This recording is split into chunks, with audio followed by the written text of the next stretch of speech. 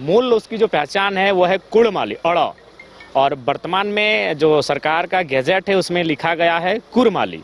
तो हमने वही उनको कहा कि इसको इसे संशोधित किया जाए, क्योंकि इसके संशोधन में अतिरिक्त 1 रुपये खर्च नहीं पड़ेगा, बस जो विधेयक है उसमें र के स्थान पे अड़ा करना है। मुख्यमंत्री हेमंत सोरेन ने जो कहा उससे आप संतुष्ट हैं?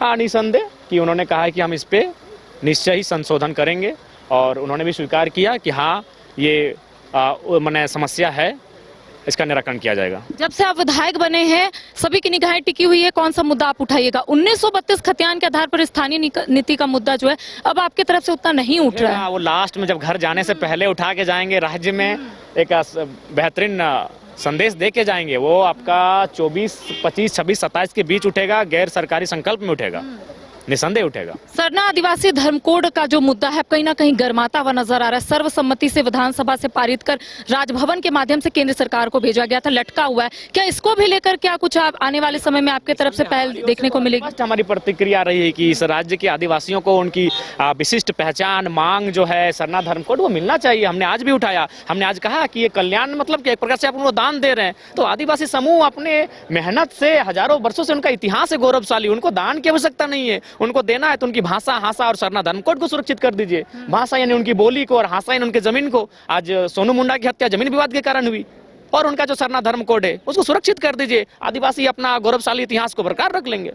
एक बार फिर से पेशा कानून का मुद्दा गर्माता हुआ नजर आ रहा है, लेकिन कुर्मी समाज के लोगों का कहना है कि जब तक उन्हें एसटी में शामिल नहीं किया जाएगा तब तक पेशा कानून लागू करने का कोई फायदा नहीं होगा। तो आपको लगता है क्या कि कुर्मी समाज को एसटी में शामिल होना चाहिए? निसंदेह देखिए, वर्षों से मांग रही है, आज से नहीं है। और 1931 में जो अंतिम जनगणना थी अंग्रेजों के कालखंड में, उसमें 13 समुदाय शेड्यूल ट्राइब की, उसमें प्रिमिटिव ट्राइब्स था, जिसमें थे घासी और कुर्मी को निकाल के बाकी गारो इंक्लूड ही रहे। जब 1950 में उनको आउट किया गया, तो लिहाजा ये माने दशकों पुरानी मांग है, कई दशकों पुरानी मांग है। और आज अगर आज इस राज्य की स्थिति को देखें तो कहीं ना कहीं सबसे ज्यादा अगर वंचित कोई रहा है तो कुर्मी समुदाय रहा है।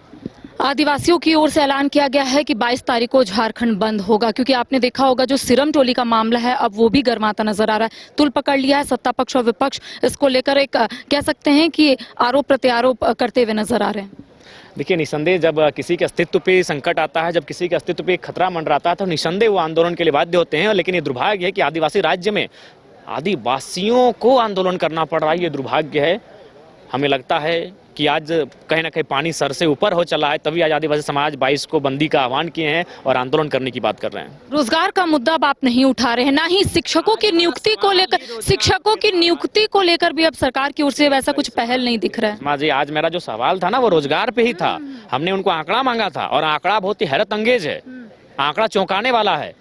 हम चूंकि निजी सेक्टर पर 75% आरक्षण की बात सरकार कहती है और अपना छाती भी चौड़ा करती है, छाती पीटती है, लेकिन जब सरकार ने उत्तर दिया बहुत उल्टा है। 21% ही स्थानीय लोग कार्यरत हैं, 21%। ये शर्मनाक है, दुर्भाग्यपूर्ण है। ये हमारा तारांकित प्रश्न है। आज हर युवा को कम से कम हमारे तारांकित प्रश्न को पढ़ना चाहिए। लोगों को आपसे काफी उम्मीद है, उम्मीदों पर खरा उतरिएगा। जो मुद्दा लोग सोच कर रखे हैं कि आप जरूर उठाइएगा सदन के पटल पर, उस मुद्दे को उठाइएगा। एक बात बताइए, हमने कौन से मुद्दे को नहीं छुआया? सबसे कम समय में हमने मुद्दों को छुआ। 3, साढ़े 3, 4, 5 मिनट का समय हमें आवंटन किया जाता है, उसी में हम तमाम मुद्दों को रखते हैं। बाकी लोग तो एक दूसरे की तारीफ आलोचना करने में समय गंवा देते हैं, एक दूसरे की शिकायत करने में समय गंवा देते हैं। और हम तो लगातार मुद्दे पर, आज महिला कल्याण पर बात थी, हमने स्पष्ट कहा कि कल्याण दान देके मत कीजिए, हक दीजिए और 33% आरक्षण दीजिए। हमने तो उदाहरण भी एक दे दिया, जो हमने 8वीं क्लास में एक चैप्टर पढ़ा था लिंग निर्धारण का, एक तार्किक उदाहरण दे दिया कि इस सोच को अब कैसे बदलेंगे। जो पुरुषों के अंदर एक सोच बैठी है, विज्ञान स्पष्ट कहता है कि लड़का या लड़की अगर जन्म लेता है तो वो पुरुष के गुणसूत्र पे निर्भर करता है, स्त्री पे नहीं। और फिर भी उस पर लांछन लगता है कि 4 बेटी होगी तुम घर से निकल जाओ।